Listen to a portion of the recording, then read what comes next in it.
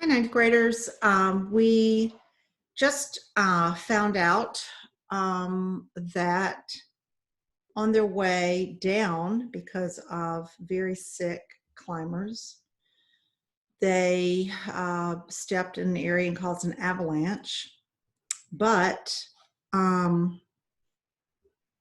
Gilkey and Craig, who kind of disappeared,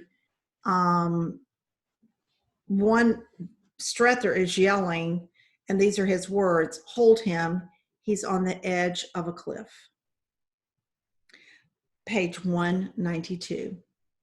For just a moment, as the avalanche rumbled off down the mountain and the snow spray cleared, there was no movement on the high southern edge of K2. Bob Craig clung to one of the ropes attached to Art Gilkey's cocoon. He had reacted quickly when the ground began to shift under his boots. He grabbed for the rope and hung on while the powdery slide tried to tear him off the mountain. Now he and Gilkey lay perched at the top of a steep, rocky cliff. 100 feet above the two men, Houston and Bates hugged the slope. Crampons and ice axes dug deep in the snow. They had done their job and held the belay. Gilkey was still there, tethered to the ropes that bit into their waist. George Bell stood near Houston and Bates, his feet nearly frozen solid. At the end of his rope, halfway to Gilkey's cocoon, Tony Strether leaned on his ice axe, surprised to see Craig emerge from the remnants of the avalanche.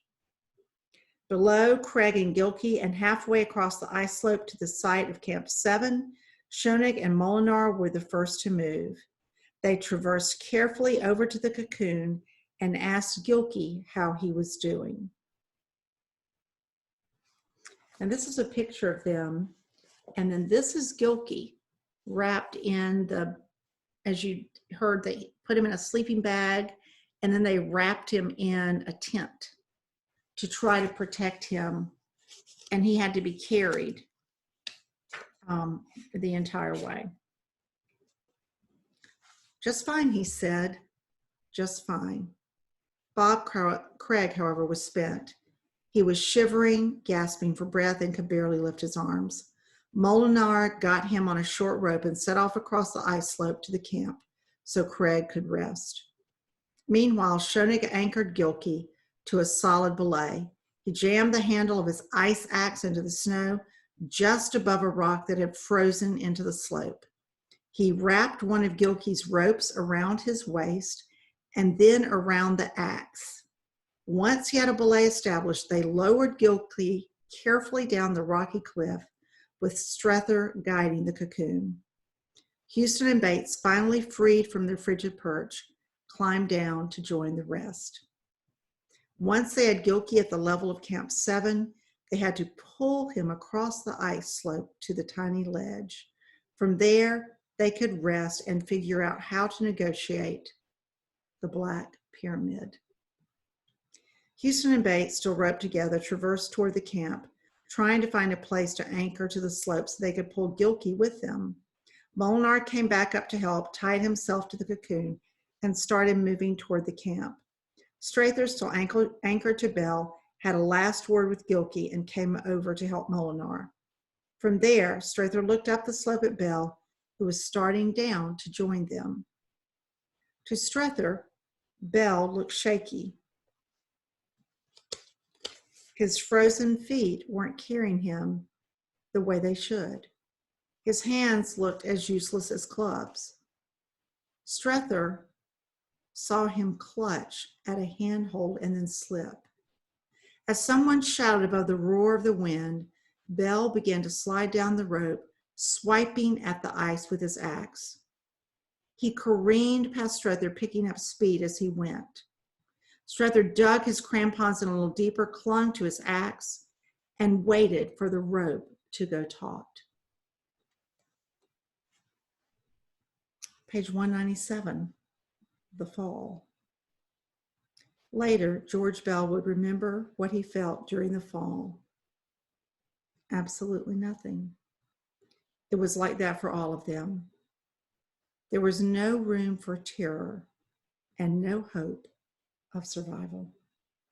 They had spent weeks fighting their way up the mountain, defying gravity by force of will. Now, sliding down the ice slope, there was nothing they could do. Years later, the climber Joe Simpson would survive a 150-foot fall in the Andes Mountains and describe the experience this way: the violent and numbing reality of plunging down a mountainside is, in fact, so brutal that there is no time for fear. More often than not, it is an experience of deep, calm resignation and utter helplessness so profound that knowing we can do nothing leaves us emotionally empty. Tony Struther was the first to be yanked off his perch. He watched Bell rocket past him, heard a yell, felt a jerk around his waist, and plunged into free fall. He felt another tug and stopped for a second before lurching down the slope again. Dee Molinar squinted into the whirling snow and saw Bell sliding down the slope past Gilkey's cocoon. "God damn, there goes Bell," he yelled. An instant later, Molinar was face down on the ice and skidding down the mountain. Rock slabs flew past, and the rim of the Black Pyramid loomed below, and he knew that in a second, a blow to the head would knock him out, and that would be the end of it. But in the moment, there were no thoughts of Lee and Patty, no memories of his family flashing before his eyes. There was only the exhilaration of giving into gravity. It felt like he was flying. You know, when you're reading this and you're hearing their words, it really allows you to understand the extreme, the profound danger of their climb and now their descent. Their descent is becoming more harrowing than their climb.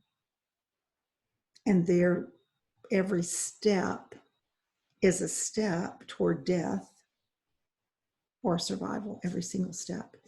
Well, we'll stop right there in the middle of page 198.